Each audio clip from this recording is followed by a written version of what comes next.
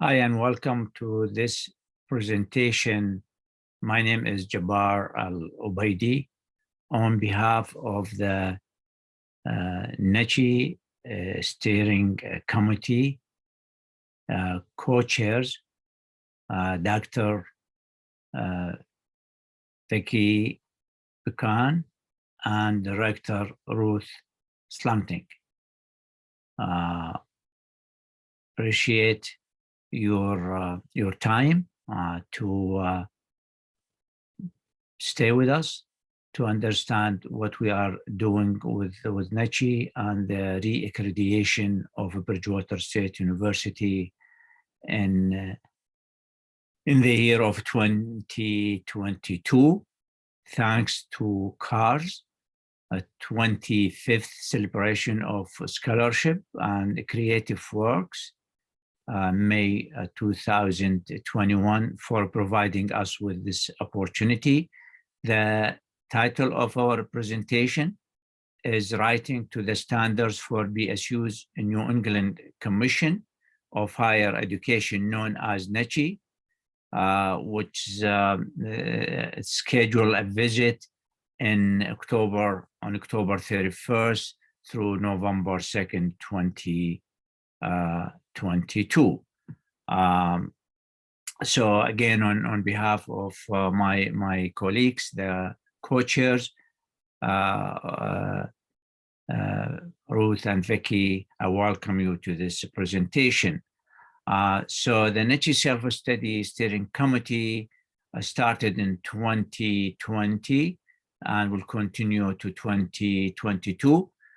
We are truly honored and humbled to be asked by President Fred Clark, our president, and also our provost and the vice president for academic affairs, Dr. Karim Ismaili, to co-chair the NECHE Self-Study Steering Committee.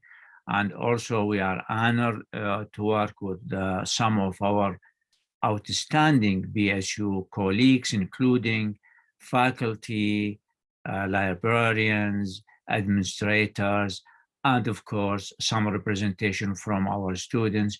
And also we are thankful to our really colleague, Dr. Michael Young, for his vision, support, and guiding for this process, because he is an incredible expert in this area.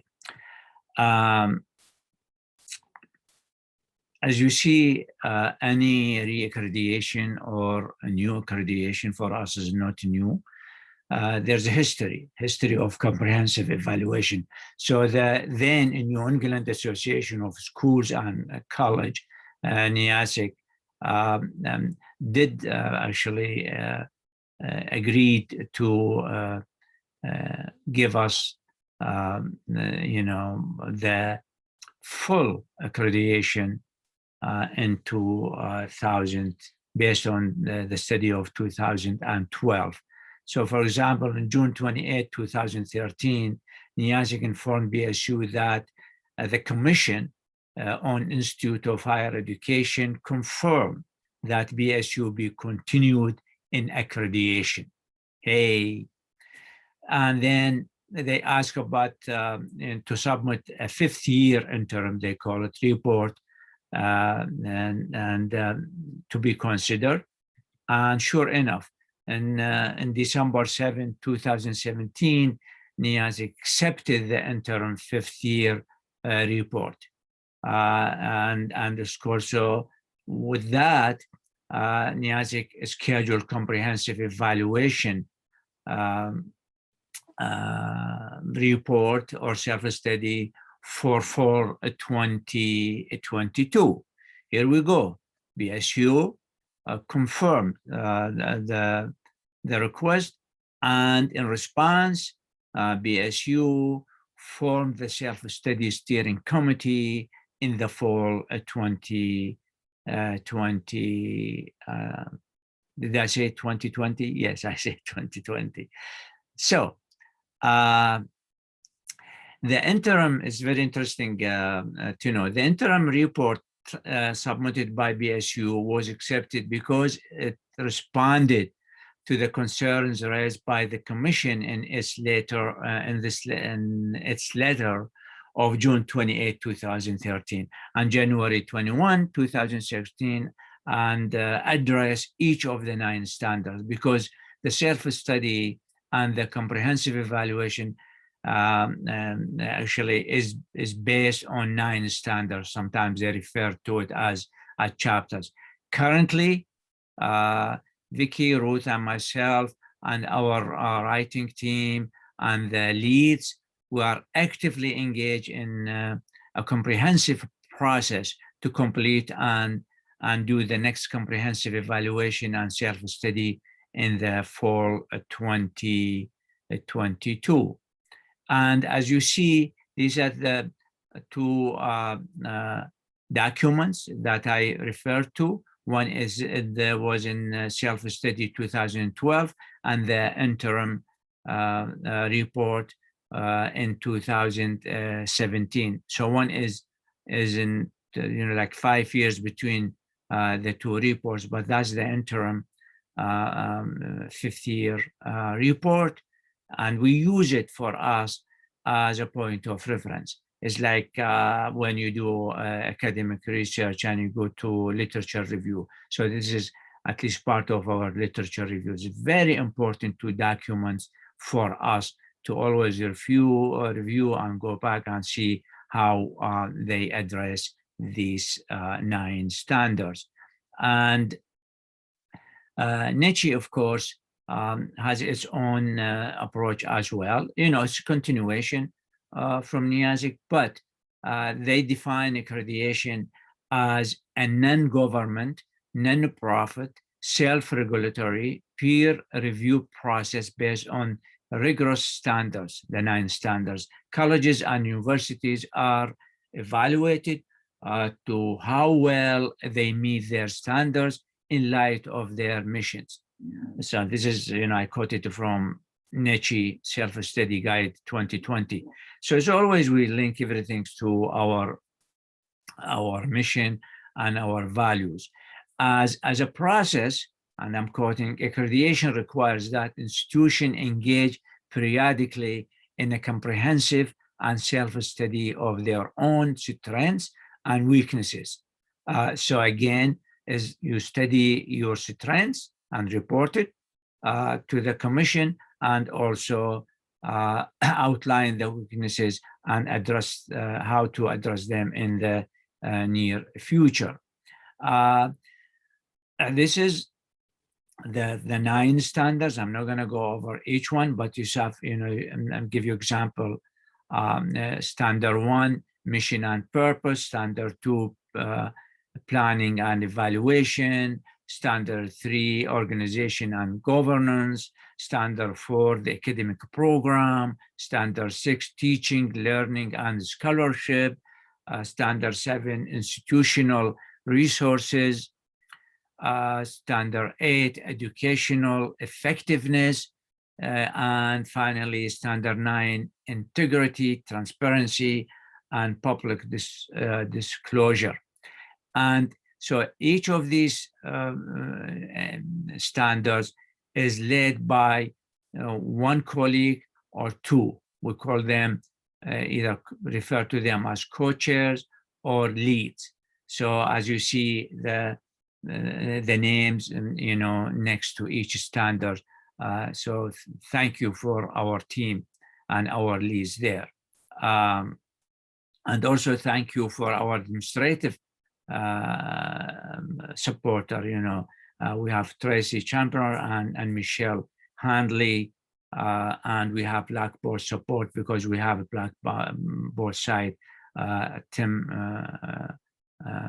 Munson. So thank you for our teams. I mean, we are, my colleagues, Dr. Vicky Pecan and Director Ruth Slotnick, as the 3 of us are very appreciative and very grateful to your wonderful work and your collaboration.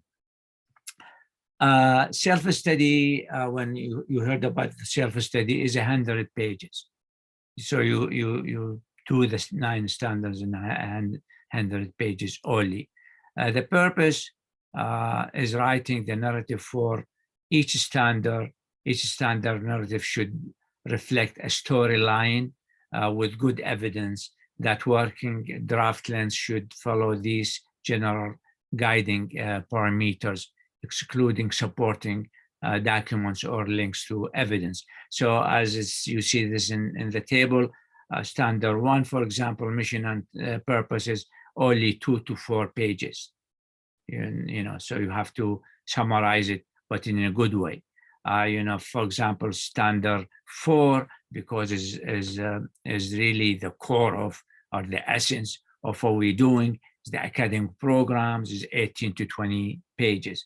So you see these the 9 standards, and each standard is with limited space given to each standard, and to, again, be faithful in summarizing, for example, students, teaching and learning and scholarship, educational effectiveness. So we re-examine as a community ourselves and tell our story, and then share how we are going to address the challenges. And I see in the yellow part there, good evidence, because everything needs to be it comes with evidence. So good evidence is relevant, verifiable, representative, cumulative, actionable. So these are really the keywords, and we need to make sure that we are really faithful to these and implement these keywords. Of course, you need data and evidence used to answer the standards. Why? Because again, as we said before, good evidence should be measurable and relevant and traceable.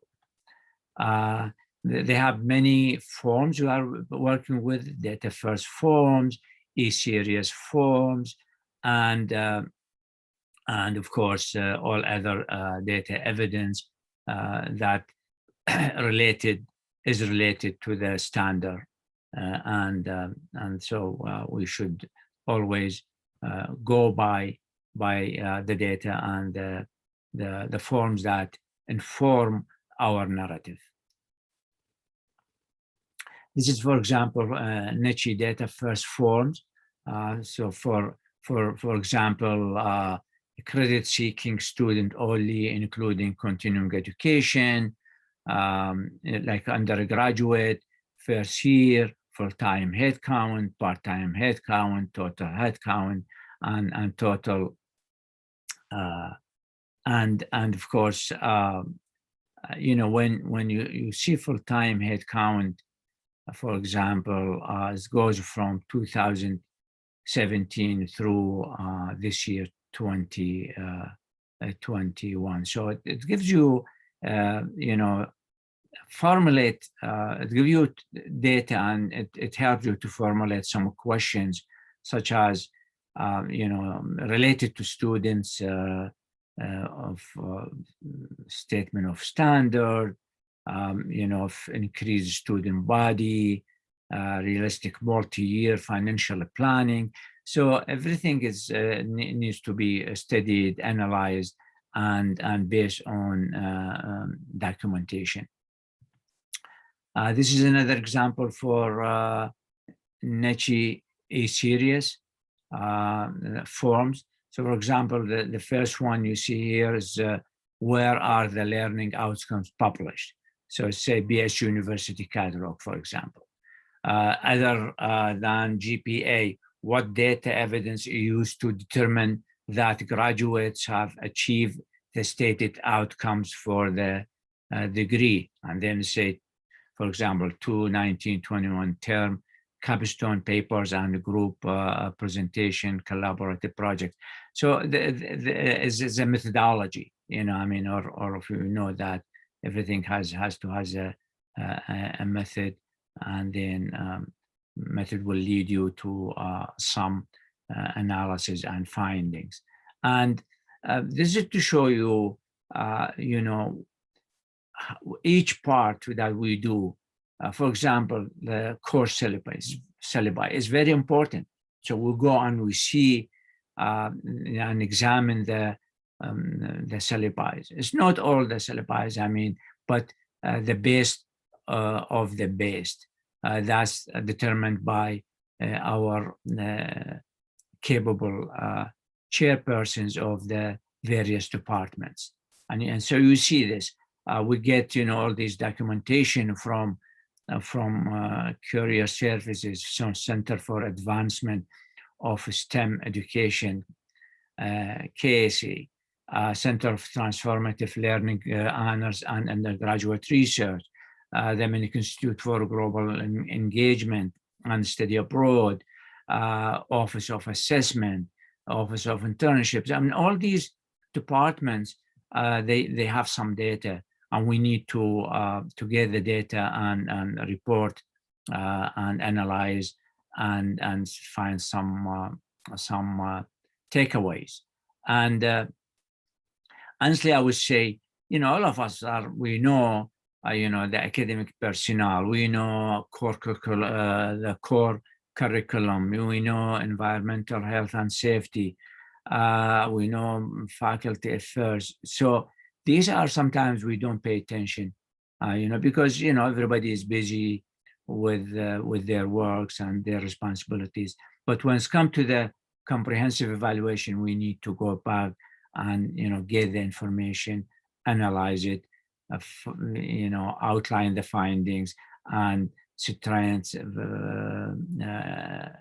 know, highlighted the strengths and underline the challenges and weaknesses to address them in the near future.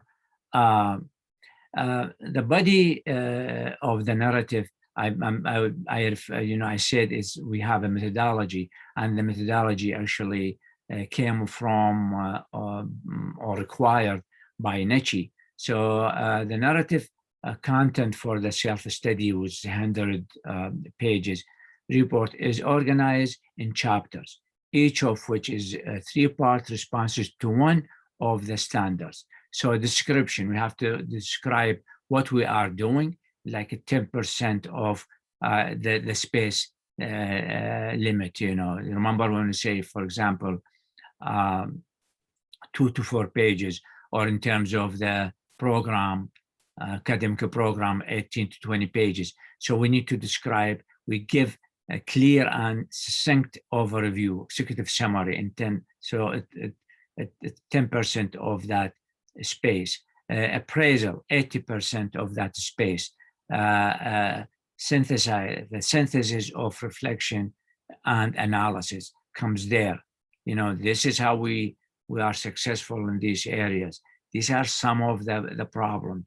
And then we come to the last unit, which is projections, 10%, realistic plans to address challenges. Following this format allows the institution, us, Bridgewater State University, to show concisely how it evaluates itself today and plans for the future. That's really the purpose. Is not to put any one of us under negative light, but only to share our successful and in an honest way, our successful story and achievement in terms of teaching, learning, research, structure, racial justice, you know, all of that. And when we see some problem, we say these are the problems, and this is how we're going to address them within a time frame, and who the people are responsible of doing that work to fix the problems and the anticipated change or changes. Appraisal is very important. I mentioned that. I'm not going to go in the interest of time, but you can read it yourself. You know, incorporates evidence always with the appraisal. We have to analyze and evaluate in a very responsible way. I like the word responsible, because if you do something responsibly, then you would do a great job. This critical and candid self-judgment forms the single really method, signify the internal activity in the entire self-study process. And the projection, I spoke about the projection, specific realistic institutional commitments to fix the problem, tells who will do what when in a certain time frame. And then we have, deadline as usual, so NECHE gave us some deadline to do the self-study. So for example, from January through April 2021, we were able, actually, again, thanks to our leads, our colleagues, the co-chairs of each standard, and the writing team. So we finished and submitted. They finished and submitted the April 30th rough draft. The first rough draft was submitted actually on April 30th. And thank you to our co-chairs and our writing team. In November, hopefully, in 2021, in the fall, initial draft of the complete 100-page self-study is submitted and provided to the Senior Associate Provost, Dr. Michael Young, for review in the fall 2021. In December, in the fall, December 15, 2021, the draft self-study report shared with the Provost, Karim Ismaili, for additional review and document before, get the comment before document is open to public comment. So it is a process. We have a draft. We, as co-chairs of steering committee, work on it, work with our leads, co-chairs, and with our writing team. Then Dr. Michael Young will give his feedback, his guidance. We adjust it accordingly, and of course, for the sake or for the purpose of improvement, and send it to our provost. Provost Smiley will take a look at it. Then we'll give also, in this case, his feedback. So it is a process. It's long, but it's important. And then, as a conclusion, for, let's say, the first step was, I call it first step, which is the first draft that's submitted by our teams on April 30th. We noticed that all groups completed a first draft during a time of pandemic. Can you imagine that? All the work happened online, on Zoom, on Microsoft Teams, in different ways, but everything's online. So thank you for that dedication. All groups integrated some evidence, so that we find that each standard, they come with their evidence based on the information and the data that I referred to in the beginning. And also all groups strived, work hard, and responsibly to include a balance of strengths and weaknesses in their drafts. Thank you for that. All groups did their best to include measurable projections. Remember the 3 steps? We have description, we have appraisal, and we have a projection. And every single step is based on evidence. So it's not just you put information and then you think that will serve the purpose. Campus support is so big, so important. So on behalf of my colleagues, the co-chairs of the Self-Study Steering Committee, again, Ruth and Vicky. We are so sincerely thankful to you. We express our gratitude to President Clark, Vice President Ismaili, all faculty, librarians, staff, administrators, students, deans, vice president of various divisions, chairs of department, all coordinators of programs and minors for tremendous support and assistance over the last few months. I'm sure we will, continue our work with you because we need probably more data based on the feedback that we get from Dr. Michael Young and from Provost Ismaili and from everybody else, so we can have a piece of art of self-study with 100 pages and some documents that will back up our story. So by now, I hope that you start to appreciate the importance of self-study and how it represents the heart of accreditation and the work of self-examination. And our work will continue during the academic year this year, 2021, and through 2022, as I said before, for the purpose of the institutional advancement and improvement to improve our work with our students, with our community, do research and restructure things that we need to serve our diverse community, to apply and implement and make sure that we are just to everyone on this campus. And so thank you for your support. And thank you to my colleague, Ruth. She's one of, as you know, she's one of us, the co-chairs of steering committee. She came out with this slide. It's so nice. If you have any question, concern, comments, please email our colleague Tracy at this email address.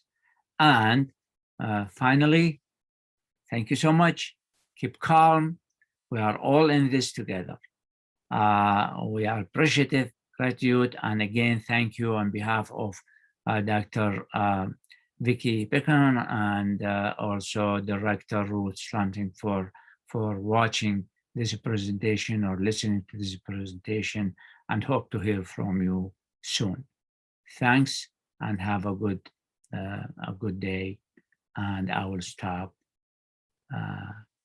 this recording and the presentation.